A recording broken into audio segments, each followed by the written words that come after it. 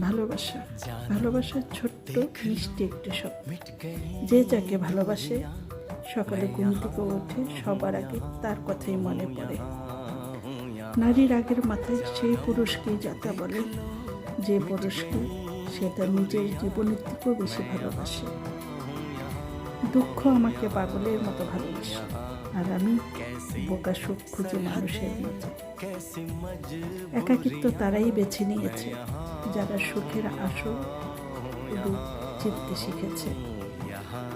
হারিয়ে যাওয়ার মানে সব শেষ নয়, মাঝে মাঝে হারিয়ে যাওয়ার পরেও নতুন কিছু শুরু হয়।